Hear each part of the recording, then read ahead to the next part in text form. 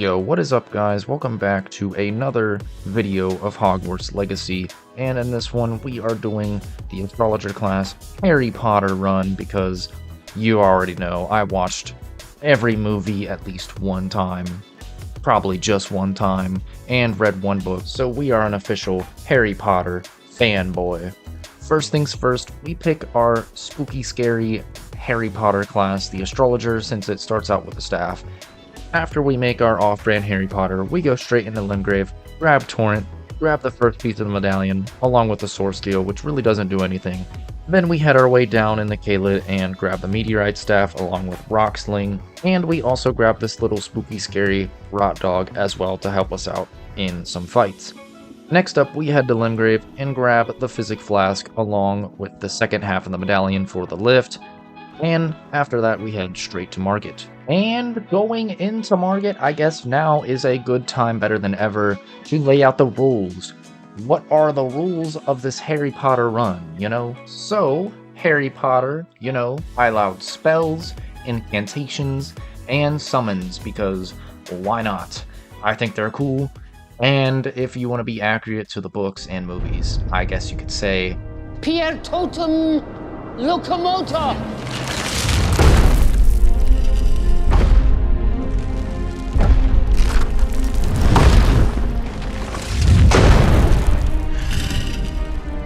And if you're anything familiar with magic in Elden Ring, it is pretty much baby mode. I was just shredding up Margit the Fell Omen. He couldn't even get close to me most of the time, and when he did, I would just run away and do magic again. And in these early bosses, the Meteorite Staff and Rock Sling just do absolute mad lad damage, so these bosses don't even stand a chance. Even Godrick in his first and second phase was having a hard time keeping up. I pretty much just did my same old stay back 10,000 miles cast spells move on him, and he couldn't even land his big flaw on me. With the big fella down now, we can finally move on, go get the two-finger heirloom, which raises our faith up. We get the Academy Gate key, as well as Frenzied Burst along in a field close to the Grand Lift. We also kill this tree avatar, just for the fun of it. No, for real though, he drops a tier, which we can put on our Physic Flask to boost our magic attacks. And we also get the Demi-Human Spirit Ashes as well, killing this cat thing, and Poison Mist. Wait, what? How did that get in my inventory? I don't know. Anyways, moving on to Radahan.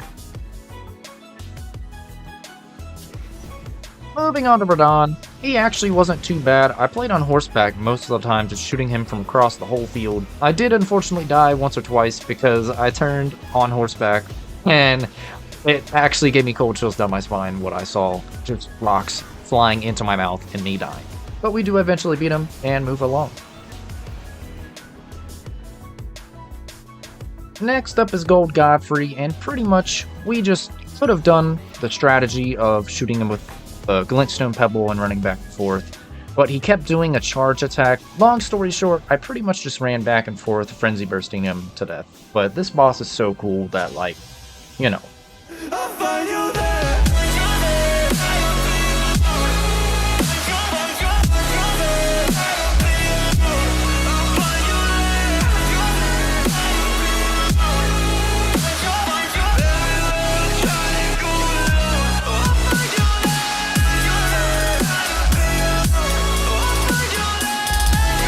Yeah, I was also pretty upset that I couldn't use the original audio too.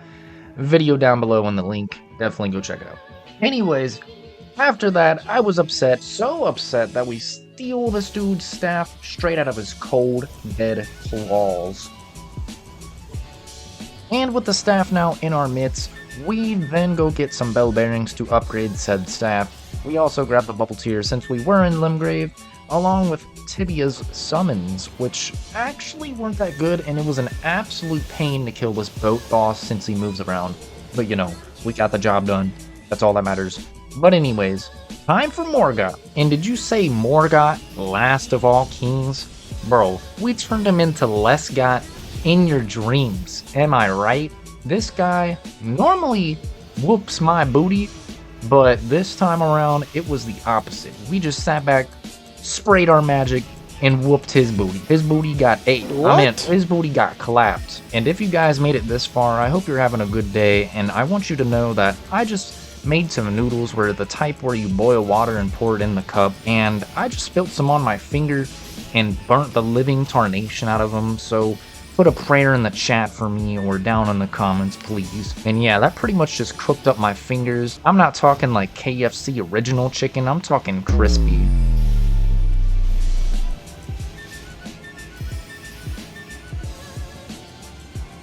But anyways, we take out Margit and go get Commodore, and I already knew I couldn't use the stats for this because it takes like 60 intelligence or something crazy. So we head to Rennala so then we can respec and be able to use it for the Fire Giant. And this is a good example of using Tibia's summons because they are really good if they connect. It's just, if a boss is jumpy, like this boss, it has the ability to just completely miss the boss and do practically no damage, if the boss completely avoids it. So it is good if it connects, but really bad if the boss avoids it. And this boss was just jumpy. But we do eventually take him down with Tibia's summons. And next up is my hot magic teacher, so we had to take her out on a sweet date, straight up giving her my blue magic. And the first phase was easy as always. The problem was it took up a lot of blue magic, so I had to dump most of my flasks to magic just to be able to kill this boss, but I mean, you know. In her second phase, it was also a problem because I had to cast spells which takes up time, and I didn't want to get blastoided by her Commodore or any of her other spells because things got hairy pretty quick. Once my summons died, it was a 1v1 plus whatever she summoned in, a dragon or whatnot, but you know, I was dodging her spells for like 7 minutes straight, just trying to get off a shot or two and then run around for 7 more minutes. But it is what it is. We defeat her and move along. And with Rennala down, we then respec so we can be able to use Commodore, because I'm sure you all know what boss is next. We then also go kill this worm in Volcano Manor, and he drops a tear which we can put in our Physic Flask to pretty much eliminate all FP consumption or all of our magic consumption for a few seconds. And then we head to Fire Giant. Now, Fire Giant, I had to come up with a strategy of when to use Commodore and pop my Physic Flask, because I only get it once. So I figured I would fight him until I got to phase 2, and right when he did the double hand slam, big fire attack, transitioning from phase 1 to phase 2, that's when I would use Commodore to get most of my damage in.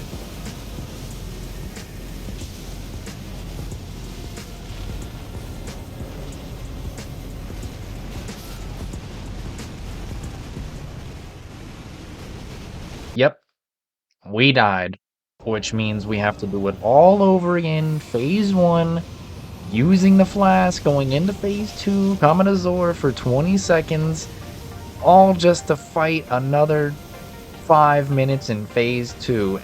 I know what you're thinking. Go get buffs, use the buffs, it'll be easy No. I'm not doing that, and I'm not upgrading my health either. Bruh.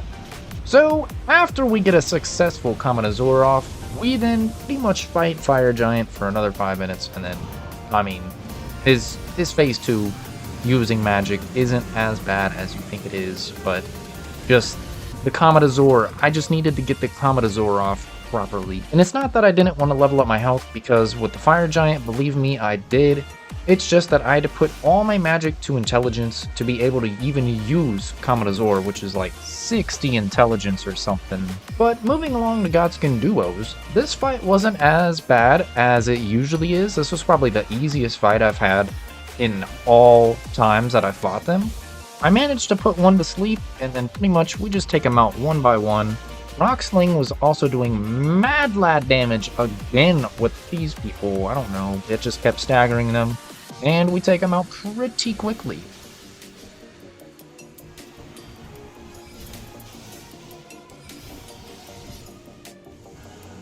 With the Dookie Duos down now, we can finally move on to Maliketh.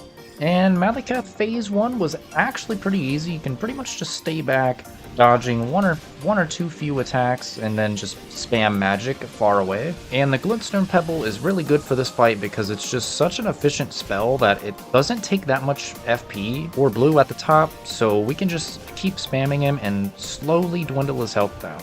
And as phase 2, I'm not gonna lie, we pretty much just did the same thing as phase 1 with the Glintstone Pebble, but I did get hit once or twice in this one, and it was very close. I almost died, but we did get the job done in the end.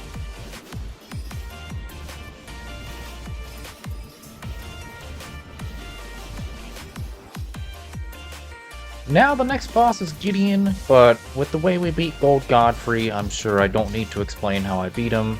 The range on the Frenzy Burst is just absolutely Giga Chad worthy, so I'm not going to explain this fight and we'll just move along.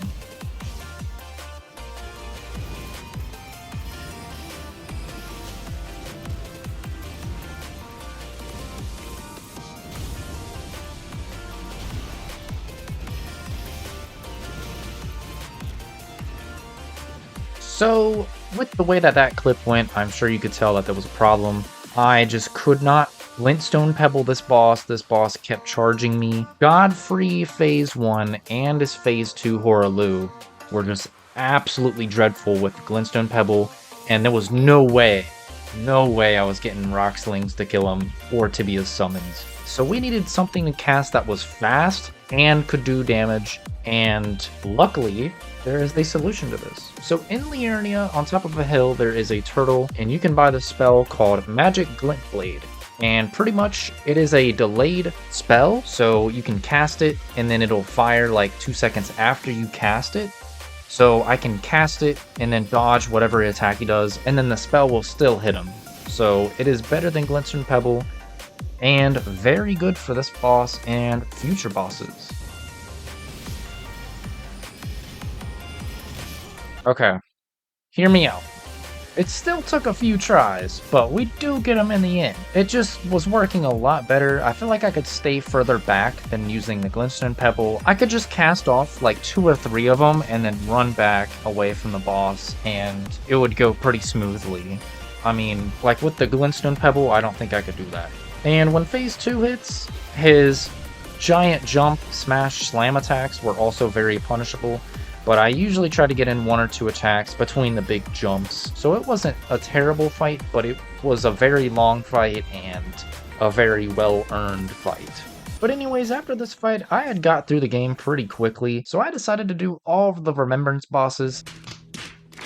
But using magic, it probably was one of the easier runs I've done in a while, so I figured I would do all Remembrances just to see what it was like. So the first Remembrance I wanted was Astel, since there was a dragon after Astel that I wanted to kill for a few more good spells. That good spell. And we had to fight Loretta, get the loot.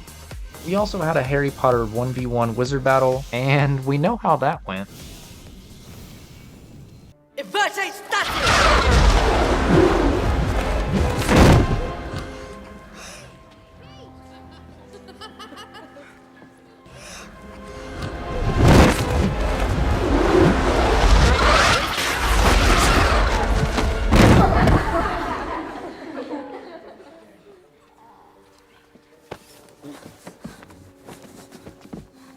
I said disarm only!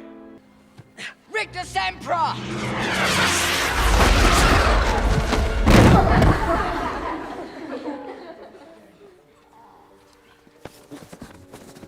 I said disarm only! Rictus Emperor!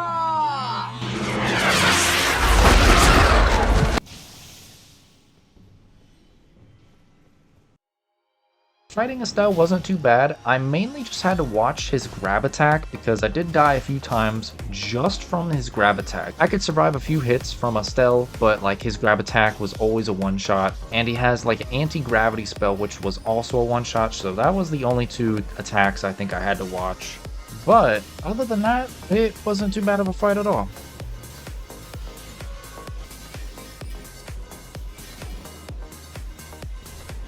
And with Astel down, we then continued on upward and take out Black Knight Teeth to get his summon.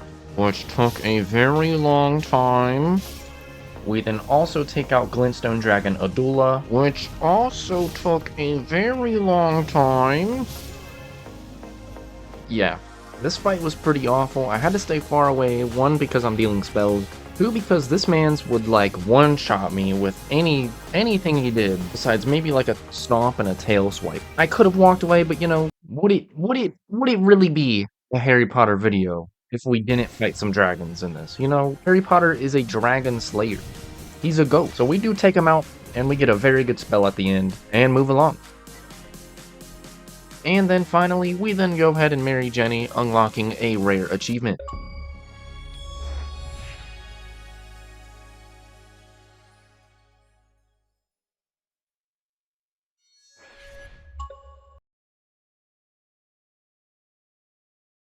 Anyways, next up I thought I'd face Placidusax, or Placidusax, or Placidusax, however you want to say it.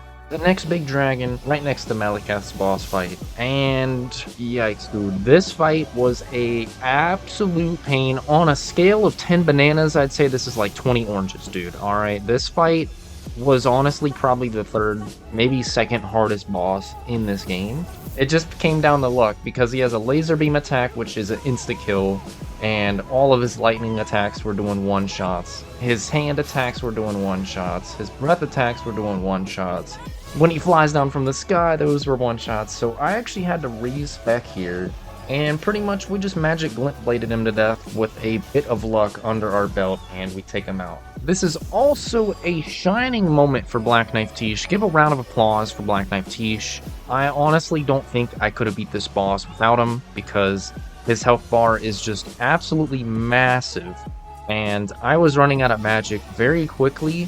I don't know if I would have had enough magic to beat this boss. I'm sure, you know, if I dumped all of my magic in, you can. Also, because he likes to teleport around, most of my magic was actually missing. So I guess, like, when he got down to, like, half health, I would spawn in Black Knife Tish, and he would get in a few shots and just, like, really help out a lot in this fight. This fight also took a total of, like, 8 minutes and, like, 30 seconds, and it was, honestly, it was what nightmares are made of. This boss was a nightmare. So, with probably the 2nd hardest boss in this magic run down, we then wanted to make our way to, you already know, Malenia. We had 2 O'Neill since I figured this would be another hard fight, but honestly, it wasn't too bad. As long as you take out both knights relatively quick, can pretty much just stay back blasting magic at his forehead, and he will jump and you can dodge pretty much the same attack. He will do the stanky leg, jumping into the air, then slam down on your head, but you can dodge it pretty easily,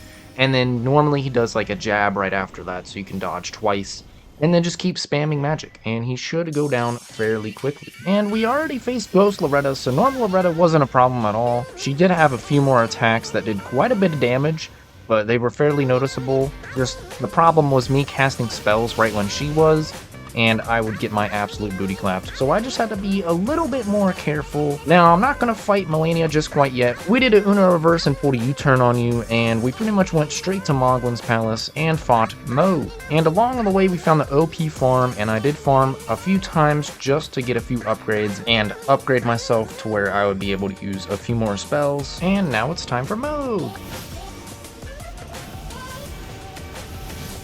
So this fight was actually quite annoying. On one hand, I needed enough blue flasks to kill him, and in the other hand, I needed enough heals to heal myself so I wouldn't die, because there's a section where he goes in phase 2 and he pretty much dry heaves 3 times like a cat, and there's nothing you can do about it. He has a lot of health, and it heals him even more going into phase 2, so it's kind of a toss-up on balancing my flasks to have enough to kill him and having enough to heal myself, because his second phase, he likes to throw like fire around and all that other good stuff. So it was just kind of an odd fight using magic in this boss fight. But I will say, Peach came through once again, absolutely clapping him, and we can finally move on. God, I hate Mogh. Next up, we're heading to the House of Slytherin, baby. So, first off, to get to the House of Slytherin, we have to go through the Godskin Noble, which was honestly a piece of cake with the Duela's Moonblade because it does frostbite damage and like absolutely mad lad damage when you get close. I pretty much just had to watch his jabs at close range, but it was pretty easy and we can finally move on. We finally make it to Rykard and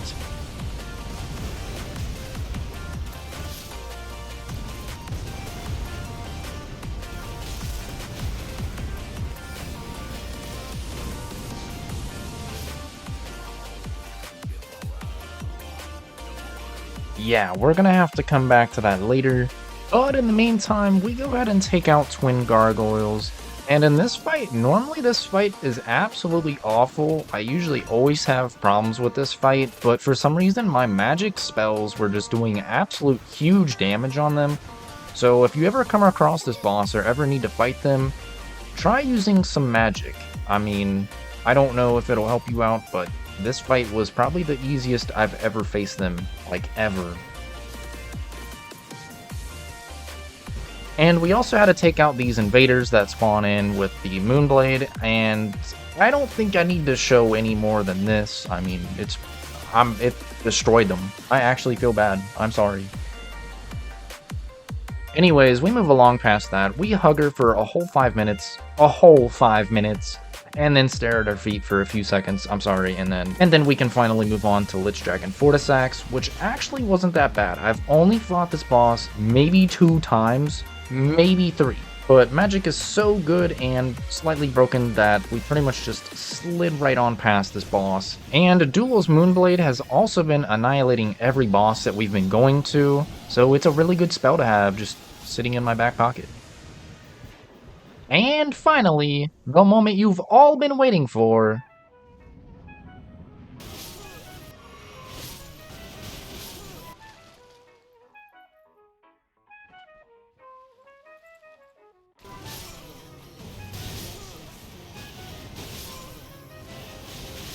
Now, I know it looks like I was getting my absolute flakes frosted in this fight, and not in the great way. That was such a bad joke. But this fight wasn't as bad as it seems on the surface. Because of the spell we were using, Magic Glint Blade, we could pretty much just sit back, cast off a few spells, and then run away. And because it has a delayed animation, she pretty much reacts to you casting the spell, and then it'll go off later and still hit her. Otherwise, if I use like Glintstone Pebble or Glintstone Charge, she would just absolutely dodge them over and over, and I would not be able to beat her. And because we were on a limited supply of magic, this was a good spell because it is very efficient in that sense. About halfway through, we spawn in Black Knife Tiche to finish off for Phase 1 and go into Phase 2. For Phase 2, I wouldn't be able to spawn in Black Knight Tiche because she's just a little bit more aggressive. And Phase 2 is pretty much the same as Phase 1, only just dodging a few more attacks that she has and staying far away. Both phases I had to dodge the Waterfall Dance, but other than that, it was a pretty smooth fight and we take her out.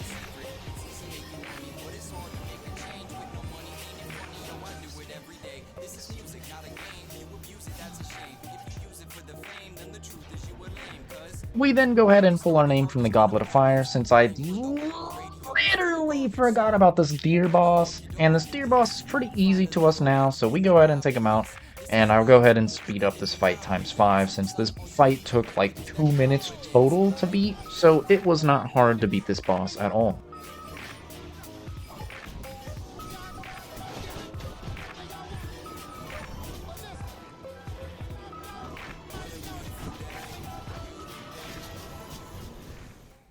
Anyways, we go ahead and swap the channel back to our regularly scheduled program, back to beating Rykard, and man, this boss, dude, this boss was without a doubt one of the hardest bosses in the game using magic only. Oh my god. The fact that you have a limited supply of magic was awful. I know I could have used Starlight Shards and whatnot to boost it up, but that would take 5 years and I would die by the time I did that. Also, the fact that he has just 2 full health bars of just eating magic damage, I could not beat him. And I know I could probably put all my flasks into blue, but I mean, I would just die because I wouldn't have enough health, and I know I'm not that good to dodge every single move he has. I also know that in the movies, Harry does use use a sword to defeat the giant snake or basilisk.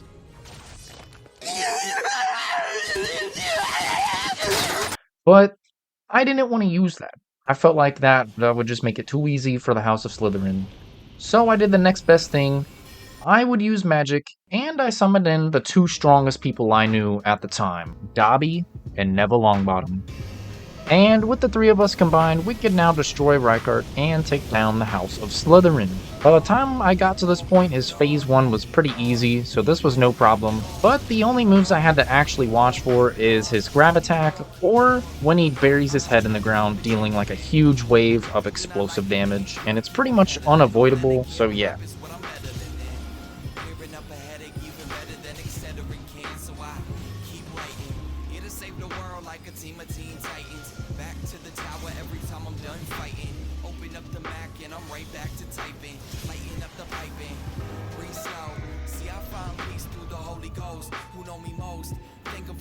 And his phase 2 was a little bit harder just because he does a skull move, which like casts spells around the room, so you just have to watch out for that. Also, he has more health in phase 2 than phase 1, so it was just a bit longer of a fight. But other than that, it wasn't too bad of a fight at all, with us three combined. So at last, we finally take out the House of Slytherin.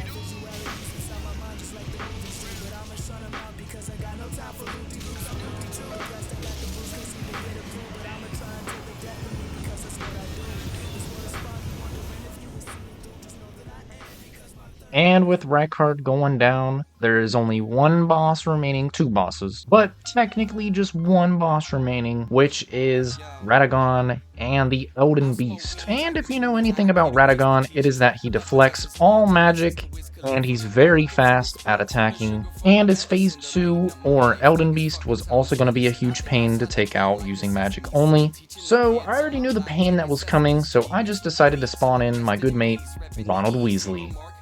And with the two of us combined just absolutely slinging spells at Radagon's forehead, we take him out very quickly and move on to Elden Beast.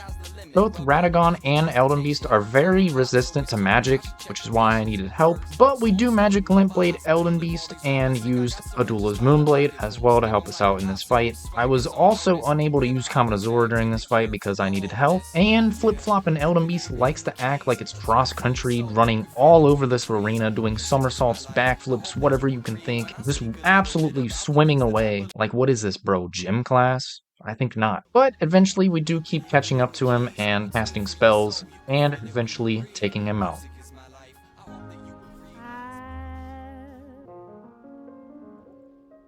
Hey, if you guys made it this far, thank you all so much for watching. I really do hope you guys enjoyed this video. It took a very long time to do and edit, and it's probably one of the most edited videos I've ever done on this channel. And I just want to thank you all for the support recently. It's been absolutely huge. I can't thank you enough. It's honestly unimaginable how much has happened in this last month. Yeah, I'm just unbelievably thankful. And yeah, I hope you guys enjoyed this video. Leave it a like if you liked it. And maybe type in a comment down below of what you want to see next. I'm working on some runs. I'm also playing some other games, Dark Souls and Lies of P videos, so if you want to see some content from those as well, be sure to leave a comment and let me know. Anyway guys, this is the end of the video, hope you guys enjoyed, and I will see you guys in the next one.